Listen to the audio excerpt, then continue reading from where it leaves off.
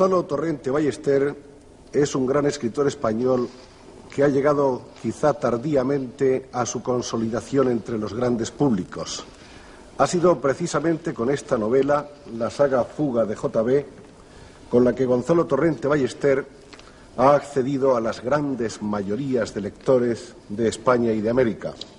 Sin embargo, Gonzalo Torrente Ballester, nacido en el Ferrol en el año 1910, tenía cumplida ya, cuando esta novela apareció, una larga labor literaria.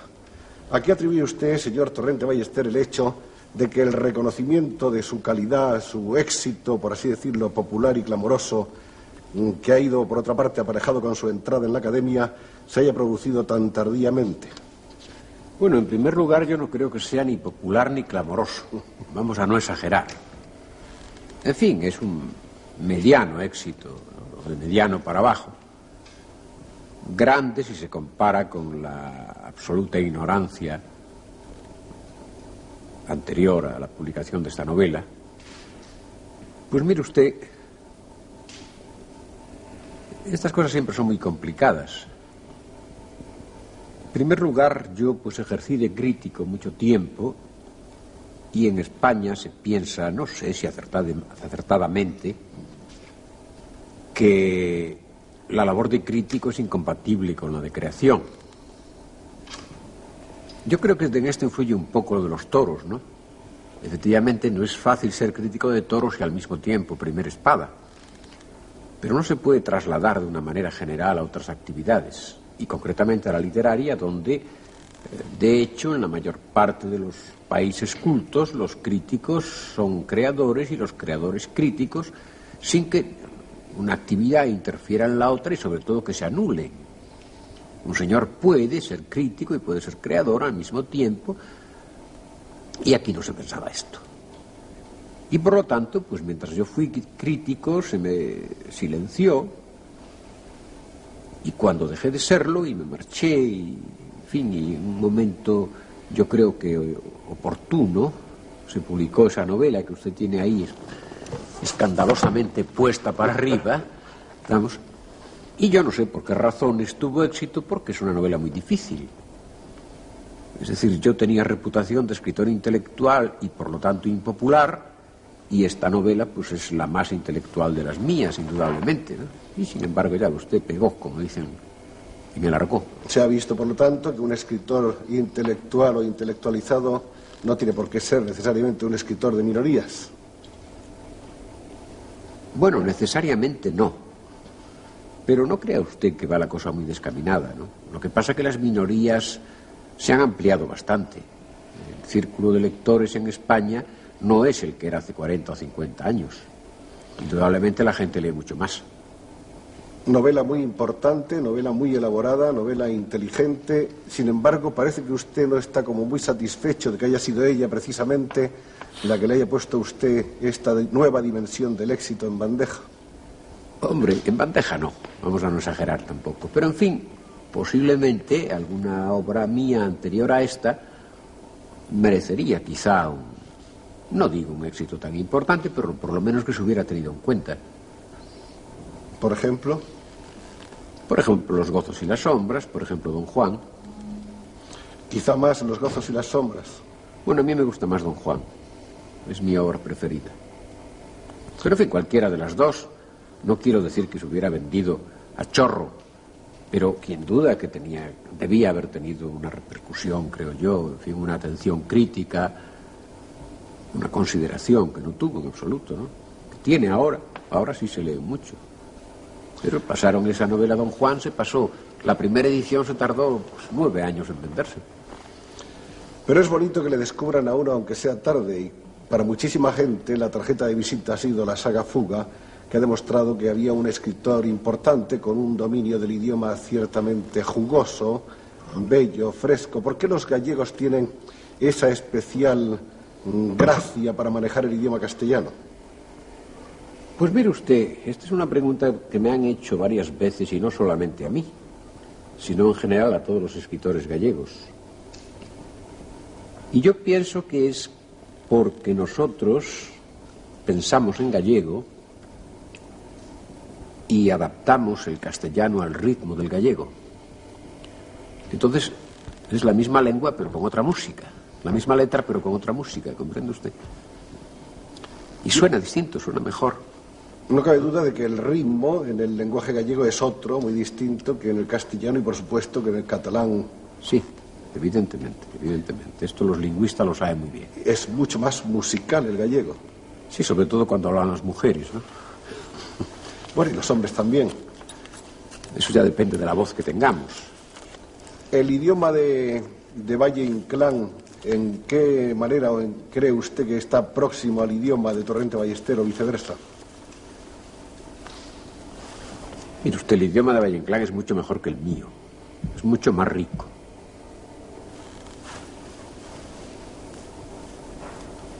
Probablemente habrá algunas coincidencias. Primero porque los dos somos gallegos, tenemos el mismo fondo.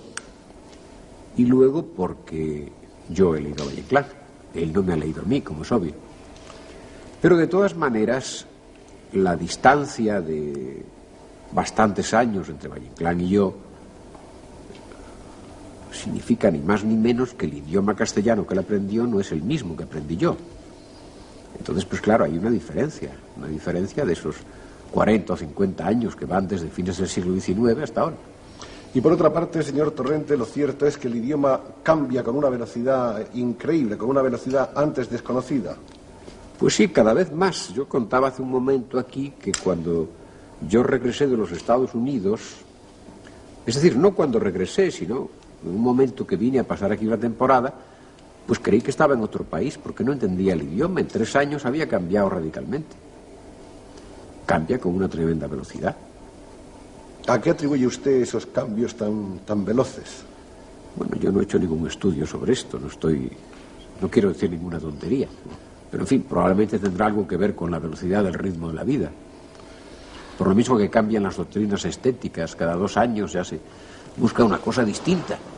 El hecho de que usted esté en contacto por su profesión, que aclaremos que es la cátedra y no la literatura, con gente muy joven, con las gentes que estudian, quiere decirse que está usted en una posición privilegiada para ir detectando esos sutiles y constantes cambios del idioma. Mire usted, para detectarlos sí, para asimilarlos no.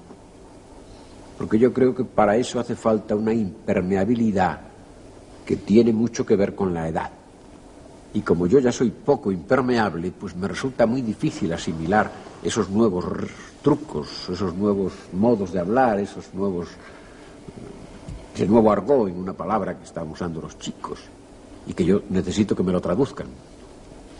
Vamos, si le parece a usted, después de haber estado planteando un poco sobre la marcha y sobre la actualidad de su último libro, La personalidad de Gonzalo Torrente Ballester, a irnos a los orígenes, a preguntarle a Gonzalo Torrente cómo era la Galicia en la que él nació, cómo era la familia de la que él proviene, cuáles son sus raíces, sus orígenes, si es tan amable. Yo me llamo Torrente Ballester. Torrente es un apellido del Alto Aragón. Ballester es un apellido catalán. Quiere decir que yo pertenezco al Reino de Aragón. ¿Cómo vino el apellido Torrente a la aldea de Naraío, en la provincia de La Coruña, de la cual viene mi padre? No he podido averiguarlo. ¿Cómo vino Ballester? Sí, porque mi abuelo materno, a quien yo conocí y traté, y que es un personaje muy importante en mi mundo infantil, él era mallorquín. Y tengo parientes en Mallorca con los cuales me relaciono y tengo un gran afecto a Mallorca, la que considero mi segunda patria, de manera que por ese lado está claro. En cambio, pues no he ido nunca a un pueblo de la provincia de Lérida, de la provincia de Huesca, allá en el Alto Pirineo, de donde dice que viene mi familia. Mi padre era marino, vivíamos en Ferrol. La familia de mi madre vivía en una aldea vecina, a 2 kilómetros. Yo vivía en las 2 casas. Ferrol era una ciudad industrial. Y la aldeita, que se llamaba Los Corrales, en el municipio de Serantes, pues era ¿cómo le diría usted? Un poco de Edad Media, rezagada, en un valle precioso, hoy estropeado por una construcción nefanda, pero entonces precioso, donde se mezclaba pues la montaña, el valle, la llanura cultivada, el bosque, el río y muy cerca la mar. Y era un lugar idílico realmente. Pero lo curioso es que la distancia entre este mundo, ya digo, completamente medieval y un poco geórgico o eglógico, como usted prefiera, y el mundo moderno, pues era en línea recta, pues probablemente no llegaba a 1 kilómetro.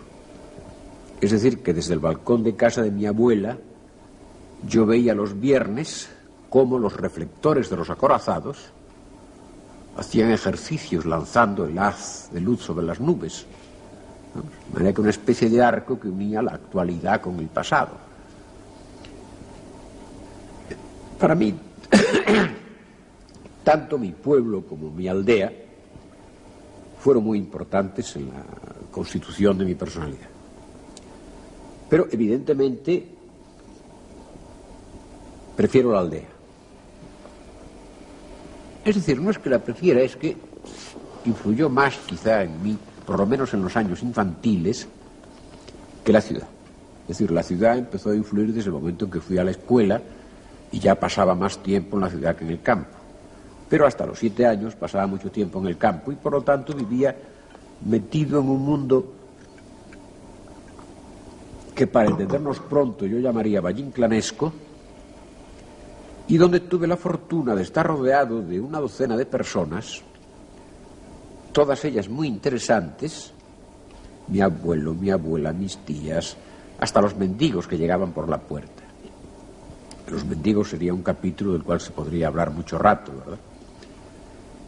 Y entre las cuales había pues 5 o 6 que eran unos extraordinarios narradores, a los cuales yo, las noches de invierno en la cocina, escuchaba embobado, contando pues toda clase de leyendas, toda clase de historias de ladrones, de historias de aparecidos, de historias de muertos, de historias de fantasmas, de historias de bandidos, de historias de naufragios, porque el elemento marinero tenía mucha importancia. Nosotros todas las noches rezábamos por los marinos que estaban en la mar, sobre todo cuando había temporal. Es decir, el temporal pues nos conmovía, porque el que más y el que menos tenía a su padre o su hermano o su hijo, en fin, en peligro, ¿no? De manera que todo este mundo pues era un mundo que yo vivía muy intensamente y que evidentemente me despertaba la imaginación, me la educaba. De manera que yo estoy enormemente agradecido a estos años de Edad Media, donde en la cocina usábamos candiles de aceite, donde en las habitaciones, diríamos, nobles usaban, quinqués de petróleo. Cuando nos acostábamos cada cual iba con su palmatoria, y luego en el pasillo de noche quedaba una lamparilla de aceite, una mariposa para iluminar, ¿verdad? Claro, imagínese usted lo que esto significa para crear sombras, para crear rincones, para ver brujas detrás de las sombras, para ver, sí, claro, todo lo que usted quiera. ¿Usted cree en las brujas? Ya sabe usted que la respuesta clásica es no creo en ellas, pero las hay. La respuesta gallega. Mire usted, yo como soy, la mitad de mi sangre o una parte importante de mi sangre es mediterránea, soy un racionalista. De manera que mi creencia en las brujas está sometida a una dura desmitificación. Vamos, no puedo confesar que creo en ellas, pero quizá crea. De cualquier manera, usted apuntaba antes una cosa muy interesante que se revela a través de toda la narrativa galaica e incluso de las consejas, de las leyendas, de las tradiciones que de un modo o de otro han sido recogidas y han llegado a nosotros, que son esas historias contadas por los curiosos mendigos, los viejos mendigos de Galicia de que usted hablaba antes. ¿Cómo los recuerda usted? Yo recuerdo muchos, pero a propósito de contar cuentos, había una vieja asturiana que venía en las primaveras Mi abuela era una mujer que tenía un pie en la tierra y otro en el cielo.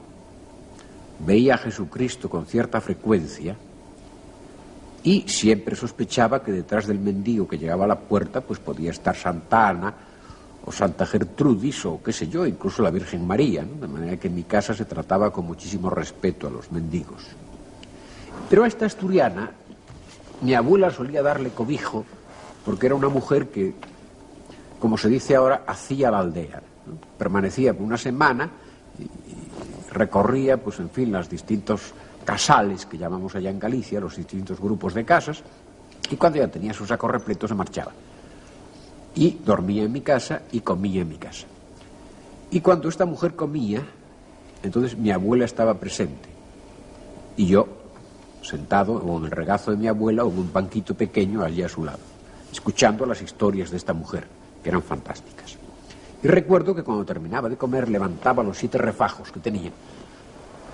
Y entonces sacaba de la media, una gruesa media de lana, sacaba un paquete de pitillos y fumaba.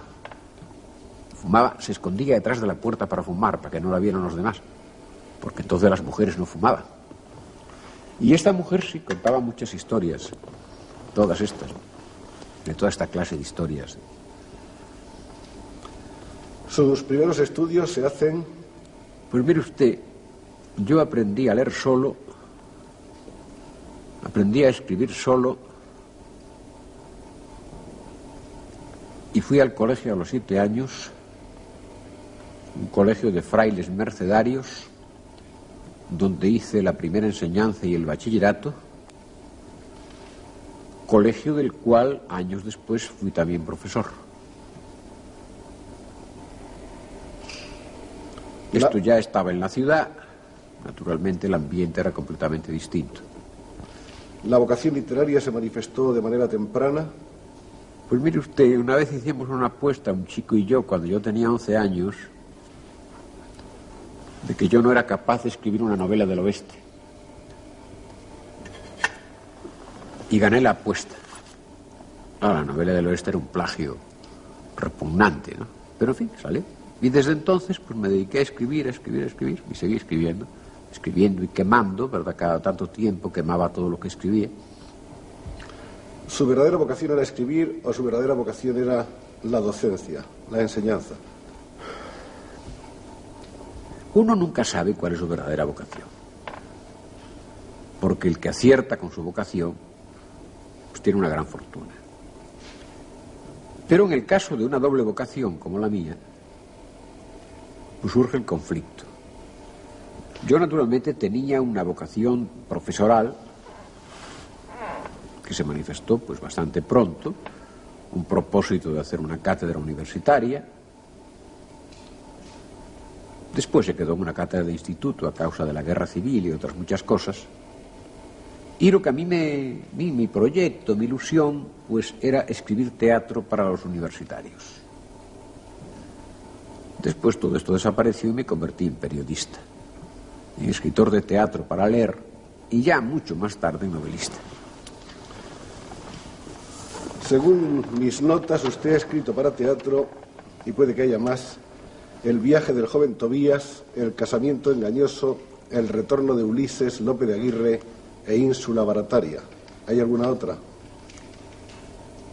Pues quizá haya una pieza corta que se llama Napoleón en Longwood, que no conoce nadie y que yo mismo no tengo, y algunas cosas inéditas que no publiqué. ¿Su teatro no se ha estrenado ni una sola obra? Sí, El casamiento engañoso sí se estrenó. ¿Pero en teatro profesional? No, lo estrenó el Teatro Nacional.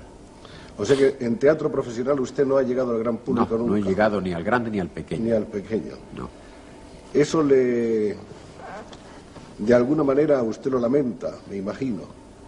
Pues mire usted, yo no sé, porque yo no he probado mis armas. Porque una cosa es escribir comedias para publicarlas y otra cosa es para estrenarlas. Como no he pasado por esa prueba, pues yo no sé si hubiera podido hacer algo a este respecto. Porque claro, tenga usted en cuenta que la libertad del hombre de teatro es muy inferior a la libertad del novelista, del narrador. Y claro, pues aunque yo tuviese imaginación suficiente para hacer un teatro pues distinto, que era lo que yo pensaba hacer, pues hubiera tropezado con una serie de inconvenientes que me hubieran recortado las alas. De manera que no lo lamento. Hoy no lo lamento. Yo recuerdo que siendo un muchacho, un muchacho ya avanzado, conocí su primera obra, que la comentamos entre las gentes de mi edad. Estaba terminando, o terminaba en esos momentos, la Guerra Española. Era El viaje del joven Tobías. Y era un libro muy interesante y como obra de teatro nos parecía a todos nosotros que respondía bastante al momento, a la situación, a la época, a las inquietudes de aquellos tiempos. Claro, era una obra de vanguardia entonces, ¿no? Exacto. Claro. Y nunca hemos entendido cómo esa obra no llegó a los escenarios. Yo sí lo entiendo, yo lo entiendo muy bien. Primero porque tiene un lenguaje que no es apto para decir en un escenario. Es decir, tendría que reescribirla o haberla reescrito en otro lenguaje más accesible. Y en segundo lugar porque es muy larga. Es una obra muy larga, es una obra en 7 actos.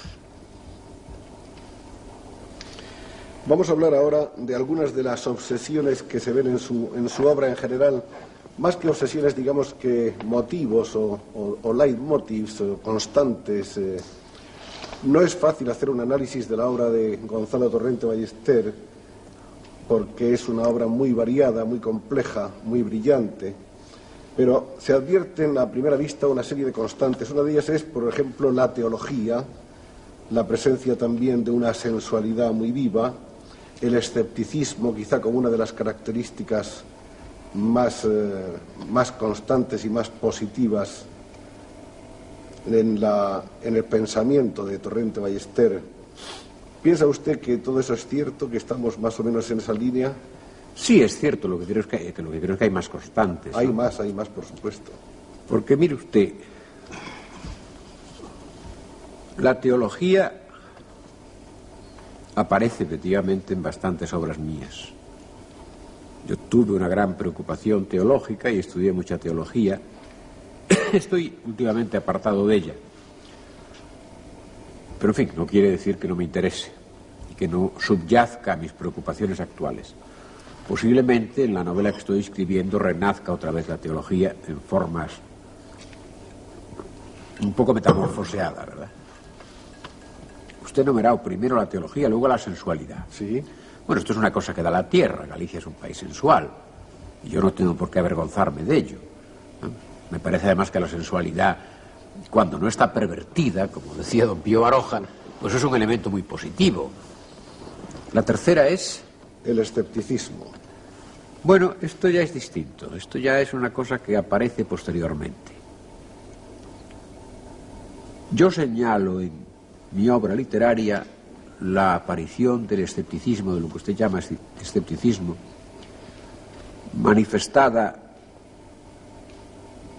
o expresada mediante esto que hoy se llama desmitificación, en un cuento que publiqué el año 43, quizá, o 44, que se llama Gerineldo. Después, de una manera mucho más clara, mucho más evidente, en una novela que se llama El golpe de Estado de Guadalupe Limón. Francamente declarado en una novela corta que se llama Ifigenia. Luego, pues este propósito se sumerge un poco y renace en Don Juan, y de una manera muy clara y en la saga Fuga. De manera que es... Y el origen de esto, como de muchas otras cosas, está ya en El viaje del joven Tobías, donde, como usted recordará, pues hay un ángel que aparece vestido con traje de mono y que toma notas taquigráficas y que trata de cuestiones freudianas, en fin. Es decir, que esta cosa desmitificadora es un ingrediente en mi primera obra. De manera que esto viene muy de atrás. Ahora, lo que pasa es que quizás se tratase de un escepticismo más intelectual. Es decir, a partir de esto del año 43-44, el escepticismo ya no es una postura intelectual, ya es una postura, si quiere usted, sentimental. Sí, ya se hace más humano. Ya se hace más humano y en cierto modo usted está hablando hoy con un gran escepticismo, incluso de su propia obra. Y ha tenido usted un gesto de derribar su obra más importante en cuanto a su difusión. No, pero ese no es un gesto de escepticismo, es un gesto de pudor. Es un gesto de pudor excesivo. Los escritores no son tan pudorosos como confiesan. Bueno, hay quien sí, quien no. Sí. Hay quien sí, quien no. A mí me hubiera gustado, pero ya desde hace muchos años, desde antes de empezar a escribir, el haber elegido un seudónimo, o quizás simplemente una sigla de 2 letras, las iniciales de un seudónimo, y ser este escritor toda mi vida. Es decir, creo que mi vida personal no tiene nada que ver con el hecho de que a mí se me ocurra escribir novelas o cosas de esas, ¿no? Hay que suponer, y eso suponemos sus lectores, que hay mucho de Gonzalo Torrente Ballester en su obra. Hombre, claro, todo escritor pone en su obra lo suyo. Y por lo tanto es lógico que nosotros nos interesemos por usted, por lo que hay detrás del hombre que ha escrito esto. Bueno, pero es que está metamorfoseado. ¿Comprende usted? Es decir, claro, hay un tipo de escritores, pues en fin, que se confiesan a través de su obra. A mí esto me parece repugnante. Yo no tengo por qué ir contándole mis cosas privadas a nadie. Ahora, la experiencia de uno sí, porque las novelas no se hacen más que con imaginación y experiencia y un poco de oficio. Y claro, la experiencia es personal e intransferible. Yo estoy limitado a mi experiencia. Yo no puedo escribir como Vargas Llosa o como García Márquez porque tenemos experiencias distintas. Hablando de Vargas y de García Márquez, etcétera, ¿qué piensa usted esta es una pregunta tópica pero inevitable, de la aparición de todos estos escritores sudamericanos? Pues a mí me parece muy bien, porque yo creo que son unos grandes escritores. ¿Eso ha sido un poco el reconocimiento de la existencia de una crisis de la narrativa española? No, yo creo que es el reconocimiento de una cosa que se llama América, de la cual no queremos enterarnos, que es absolutamente autónoma de nosotros, independiente, que tiene su vida, que en fin, el cordón umbilical lo ha cortado hace mucho tiempo, y que tampoco tiene por qué estar culturalmente vinculada a España cuando el mundo es muy grande. Y sobre todo, claro, como en estos últimos años que no tenemos nada que darles ni que ofrecerles. ¿Cómo es entonces el momento de la novela española visto por usted? Bueno, yo en este momento soy optimista. ¿Es optimista con respecto a la novela española hoy? Sí, en este momento ahí en España, pues yo, si no tuviera miedo a olvidar alguno, citaría hasta una docena de nombres de gentes. Unos porque ya tienen una obra hecha, evidentemente, claro, quien la va a discutir hace la Delibes, y otros porque la están haciendo importante. ¿Y usted ahora, lo que a mí me gustaría es que se constituyera de una vez, no voy a decir una escuela española porque yo no soy nada nacionalista, pero en fin, un modo español absolutamente original de resolver los problemas narrativos. Es decir, que dejáramos de una vez de estar pendientes de las técnicas de fulano o de citano, o de lo que inventan en Francia o de lo que hacen en el Panamá, ¿no?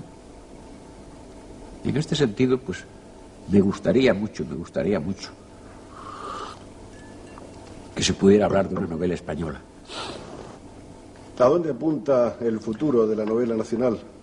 Ah, no lo sé. No se sabe. Yo no soy nada profeta. Soy muy miope. No veo más allá de mis narices. ¿Qué escribe usted ahora?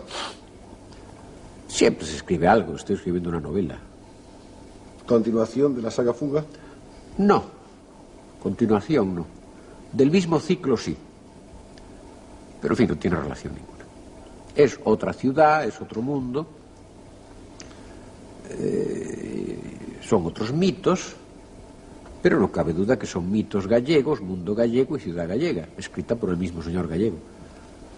Sus años de Estados Unidos, sus años de la Universidad de Albany, ¿qué aportaron a su vida? ¿En qué modo la enriquecieron? Mire usted, en primer lugar, en esos años yo estudié mucho, porque tenía mucho tiempo y muchos libros. Y en segundo lugar, pues, aunque un poco tardía, pues el conocimiento del mundo americano es muy importante. Es como ir a la Luna, ¿no? Y comprobar que en la Luna, pues en el fondo es lo mismo que aquí, pero a través de otras formas. Y luego pues se ve otras tierras y se ven otros paisajes. Y se ven muchos buenos cuadros españoles y europeos que hay allá, que aquí no hay. En fin, hay mucho que ver allá. Para mí fue muy importante. Yo estoy muy contento de haber ido. Usted ha sido un hombre más bien aficionado a viajar y a moverse. Ya muy joven se fue usted a París a ampliar estudios. Viajó más tarde por toda Europa. No, que toda Europa. ¿No? No. ¿Por qué países? No. Es que yo soy un hombre pobre, yo no tengo dinero para hacer viajes. Mire usted, yo estuve en Londres, estuve en Francia, estuve en Portugal, estuve en Alemania y estuve en Bruselas. De Europa nada más. No está mal, no está mal. Hombre, no está mal, no. Cualquier muchacho de ahora ha recorrido mucho más que yo. Usted fíjese lo que es, a mi edad y con mi profesión y con mi afición a la pintura y a estas cosas, no haber estado en Italia. Me hubiera gustado mucho ir a Rusia, me hubiera gustado mucho ir a Grecia. En fin, hay una serie de lugares que me interesan mucho y a los cuales ya no iré porque ahora ya me cuesta trabajo moverme. Quería preguntarle por eso, ¿cómo es su método de trabajo? ¿Le gusta a usted, necesita usted silencio, recogimiento, una vida tranquila? Sí, necesito silencio, necesito que mis chicos no griten, pero sobre todo lo que necesito es, durante un espacio largo, durante 2, 3 meses, no tener otra preocupación que el libro que estoy haciendo.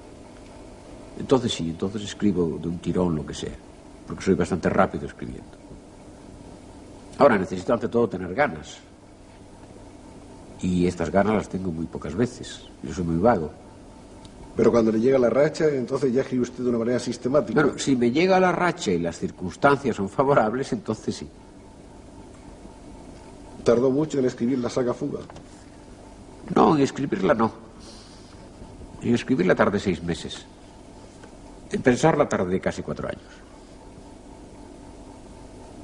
¿El hecho de haber sido crítico de teatro ha dejado en usted alguna huella especial? Sí, un buen recuerdo. Un buen recuerdo. Me divertía mucho. Pero eso le robaba a usted muchísimo tiempo. Al sueño. Porque entonces había la obligación de hacer la crítica al día siguiente. Entonces, antes de acostarme, tenía que ir al periódico y dejar la crítica hecha. Me acostaba a las 3 de la mañana.